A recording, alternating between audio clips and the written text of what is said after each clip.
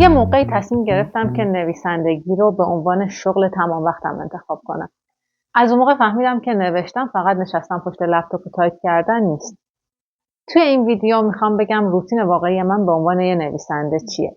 این نه یک روتین ایدئاله، نه چیزی که بشه به همه تجویزش کرد، بلکه اون چیزیه که برای من کار میکنه. توش نکته‌ای وجود داره ممکنه به دردتون بخوره. سلام، من پریسا جوانفر هستم. توی ویدیو قبلی گفتم چطور میشه خوندن و نوشتن رو تبدیل کرد به عادت. حالا میخوام بگم خودم چطور اون روش رو پیاده کردم و چه چیزایی برام کار میکنه، چه چیزایی کار نمیکنه. اگه تا آخر ویدیو با من همراه باشین چند تا نکته مهم میگم و یک نکته مهم در مورد ویدیوی بعدی.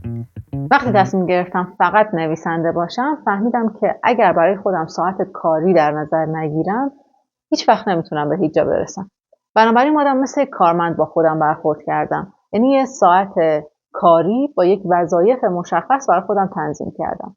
و حالا بعد از گذشت یک مدت طولانی، من از صبح تا ظهرم رو انگار سر کارم و کارهایی که توی نوشتن به من کمک میکنه رو انجام میدم، یعنی یوگا، مدیتیشن، خوندن و نوشتن. و همه اینا پروسش اینطوری نبوده که یه دفعه وارد زندگیم بشه. هر کدوم در یک زمانی اومدن و وارد روتین من شدن. صبح‌ها قبل از هر کاری یوگا میکنم. یوگا رو از 1.5 سال پیش شروع کردم، ولی واقعا 9 ماهه که تبدیل شده به یک عادت روزانه برای من. از 5 دقیقه شروع کردم، بعد 10 دقیقه، بعد 1 ربع، یه ربع یهو کردم نیم ساعت، بعد دیدم نمیتونم، برگشتم توی یه ربع، مثل اینکه مار میشم زده باشه توی مارپله، و بعد الان روی 20 دقیقه یوگا هم. یوگا ورزشه که هم برای بدن مفیده و هم برای ذهن، مخصوصا برای یک نویسنده که دائم نشسته و تحرک نداره.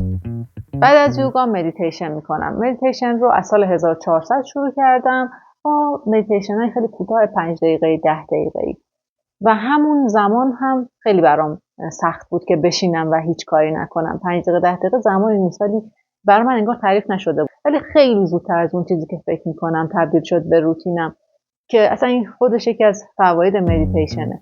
الان بسته به حال اون روزم که چه مدیتیشنی دلم میخواد، مدیتیشنی که توش تصویرسازی داره یا نه فقط تمرکزش روی تنفسه، یه مدیتیشن انجام میدم که معمولا بین 10 دقیقه تا 35 دقیقه است و این تنوع خودش باعث میشه که این روتین خیلی خسته کننده نشه. بعد از مدیتیشن حتما یه دوش میگیرم. یه ریفرش صبحگاهیه که خیلی کمک کننده است که آدم روزش رو خیلی خوب شروع کنه. و بعدش میشینم یه مدتی بین نیم ساعت تا 1 ساعت تا 1 ساعت و نیم کتاب میخونم. زمانش باز مشخص نیست، چون بستگی به حال اون روزم باز داره. اون چیزی که شوق درونی منو میکشه حتما میخونم. یعنی از قبل براش برنامه نمیریزم. اگه برنامه خاصی هم داشته باشم میذارم برای بعد از ظهر اونو میخونم. همیشه صبح قبل از نوشتن اون چیزی رو میخونم که اون لحظه دلم میخواد، چون این خیلی کمک میکنه خودش به نوشتنه. ممکنه یه روز داستان کوتاه بخونم، یه روز نمایشنامه، یه روز مثلا اصلا کتاب آموزشی بخونم. من خیلی تلاش کردم که همیشه بعد از مدیتیشن شروع کنم به نوشتن، چون به هر حال مدیتیشن خیلی انگار یه ورزشه برای ذهن و مغز دیگه. ولی فهمیدم به مرور زمان که همیشه دلم میخواد قبل از نوشتن یه چیزی بخونم، انگار اون موتور مغزم رو روشن میکنه. به خاطر همینه که میگم یه چیز از پیش تعیین شده نمیخونم، اون چیزی که اون موقع دلم میخواد رو میخونم، چون کمک میکنه به نوشتن. یعنی استارت نوشتن من با خوندن شروع میشه یه جورایی. بعد از خوندنم میرم سراغ نوشتن و تا 1000 کلمه مینویسم. البته من نوشتن رو با 100 کلمه شروع کردم، بعد 200، 500 و بعد 1000. این برعکس یوگا که نتونستم از یه ربع یهو 2 برابرش کنم بکنم نیم ساعت، این نتونستم از 500 1000 کلمه برسونمش. ولی یه قانونی که از همون اول برای خودم داشتم این بود که از اون حدی که تعیین میکنم روزانه بیشتر ننویسم، چون بعضی وقتا این واقعا یه حقه ذهنه که میخواد ما بیشتر بنویسیم تا یه جورایی خسته بشیم، فردا که میخوایم برگردیم سخت باشه برامون. برای همین اگر حتی یک ایده جدید، یک جمله جدید هم به ذهنم برسه، کلمه کلیدیشو مینویسم که یادم نره، فردا برمیگردم و ادامهشو مینویسم. حالا نکته مهمی که وجود داره اینه که اولا همونجوری که تو ویدیو قبلی گفتم همه عادت‌ها رو با هم وارد روتین نکنیم و اینکه عادت‌های جدید و نسبتاً جدید رو یه جا کنار هم نذاریم. جاسازی کنیم بین عادت‌های قدیمی که هر عادتی بچسبه به عادت قبل یا بعد خودش که قبلا تثبیت شده. چون اگه همه عادت‌های جدید رو کنار هم بذارین، اگه اولی رو انجام ندادین مثل دومینو میمونه، بقیه رو هم نمیتونین انجام بدین. و این خیلی نکته مهمیه. حالا منم که همه عادتام اومدم چیدم یه جا همه رو پشت سر هم، اینا اولا که تثبیت شده بود. من شبا مدیتیشن میکردم، عصرها یوگا میکردم، صبحا میخوندم و مینوشتم.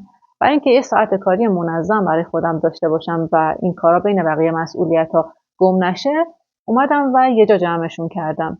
یعنی وقتی عادت تثبیت میشه بیاین جابجاش کنیم. این خیلی نکته مهمیه. و اینکه ممکنه شما کارمند باشین یا همسر باشین، فرزند داشته باشین و نتونین اینقدر منظم همه رو کنار هم بچینین. اصلا مهم نیست واقعا. اون زمانایی که میتونین این کار رو انجام بدین.